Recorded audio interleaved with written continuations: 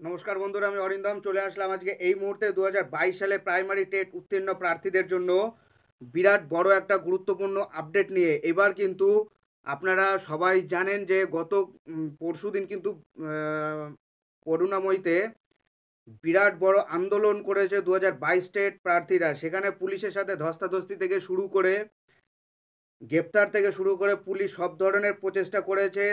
এমনকি থানা কলকাতার যে 4-5টা থানা পুরো ভর্তি হয়ে গেছে। শেষ পর্যন্ত থানাতে রাখার জায়গা নেই। শেষ পর্যন্ত পুলিশেরা বলছে তোমরা চলে যাও, উঠে যাও, আমাদের আর রাখার জায়গা নেই। এত বড় আন্দোলন হয়েছে, এটা দেখে রেসপন্স করলো পর্ষদের সভাপতি গৌতম পাল মহাশয়। উনি কিন্তু ওনার সিদ্ধান্ত একটাতেই অনড়। উনি ওনার সিদ্ধান্তে অনড়। বিস্তারিত আলোচনা করছি। সো ভিডিওটা আপনারা কন্টিনিউ করুন এবং আপনারা আরও ডিটেলসে আপডেট পেতে হলে আমাদের ফেসবুক অফিসিয়াল গ্রুপ, যার লিঙ্ক ডেসক্রিপশান বক্সে দেওয়া থাকবে, সেখান থেকে আপনারা সরাসরি আমাদের ফেসবুক অফিসিয়াল গ্রুপে আপনারা জয়েন হয়ে যাবেন। সো বন্ধুরা, চলুন আজকের এই গুরুত্বপূর্ণ ভিডিওটা শুরু করি। শেষ হলে আমরা সরকারের কাছে শূন্য পদ চাইব, নতুন শিক্ষক নিয়োগ নিয়ে বড় মন্তব্য পর্ষদ সভাপতি গৌতম পাল মহাশয়। চাকরির দাবিতে ফের পথে নামলেন টেট পাস করা চাকরি প্রার্থীরা। প্রাথমিক টেট পাস করা 2022 সালে চাকরি প্রার্থীদের আইন অমান্য আন্দোলনকে ঘিরে মঙ্গলবার দুপুরে দফায় দফায় রণক্ষেত্র চেহারা নিল কলকাতার সল্টলেকের করুণাময়ী। পুলিশের সঙ্গে ধস্তাধস্তিতে অনেক প্রার্থী অসুস্থ বোধ করেন। চাকরি প্রার্থীদের আটকাতে পুলিশের সঙ্গে র্যাপও নামে। চাকরি প্রার্থীদের আটকে ধরপাকড় শুরু করে পুলিশ। তারপরে শুরু হয়ে যায় পুলিশের অমানবিক অত্যাচার। আপনারা সবাই দেখেছেন যে পুলিশ কতটা অমানবিক হয়ে গেছে, যার ভিডিওগুলো আমি আমার আগেগুলোতে পুরোপুরিভাবে দেখিয়েছি। পুলিশ কতটা খারাপ ব্যবহার করেছে 2022 স্টেট পাস প্রার্থীদের সঙ্গে। না তাদের খেতে দিয়েছে, না তাদের জল দিয়েছে, কিচ্ছু দেয়নি। তারা তো কয়েদি। পুলিশ ভেবেছে এরা হলো গিয়ে কয়েদি। আরে এরা কয়েদি নয়, আপনার ঘরের বাচ্চাকে পড়াবে, এরা শিক্ষক। অবিলম্বে নিয়োগ প্রক্রিয়া শুরু করার দাবি জানিয়ে 22 টেট চাকরি প্রার্থীরা অভিযোগ করে বলেন, 2022 সালে 10ই ডিসেম্বর প্রাথমিক টেট পরীক্ষা নেওয়া হয়েছিল।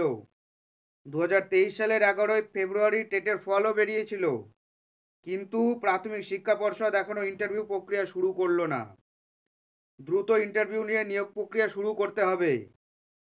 যদিও এই বিষয়ে প্রাথমিক শিক্ষা পর্ষদের সভাপতি গৌতম পাল মহাশয় বলে দিয়েছেন, 2014-17 টেটের নিয়োগ এখনো পর্যন্ত শেষ হয়নি।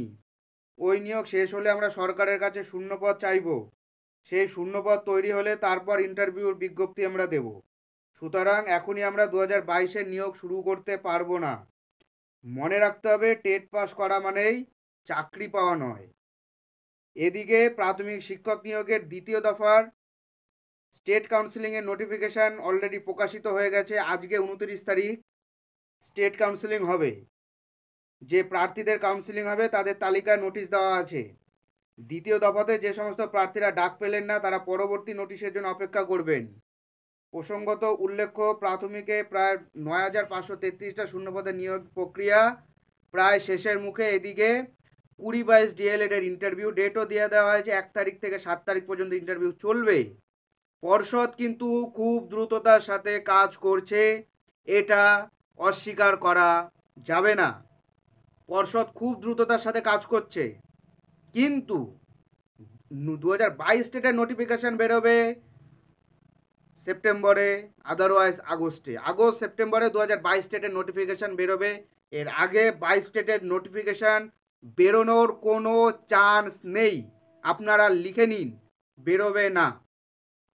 আপনারা আপনাদের চেষ্টাকে কুর্নিশ জানাই, আপনারা আন্দোলন করুন, আপনাদের আন্দোলন সফল হবেই, বাট ভোটের আগে নয়। সো বন্ধুরা, এটাই হলো আজকেকার আপডেট। সো এরকম আপডেট পেতে হলে আমাদের চ্যানেল নিউজার অরিন্দমকে সাবস্ক্রাইব করে আমাদের পাশে থাকুন। দেখা হচ্ছে পরের ভিডিওতে। ভালো থাকবেন সবাই। নমস্কার, জয় হিন্দ, বন্দে মাতরম।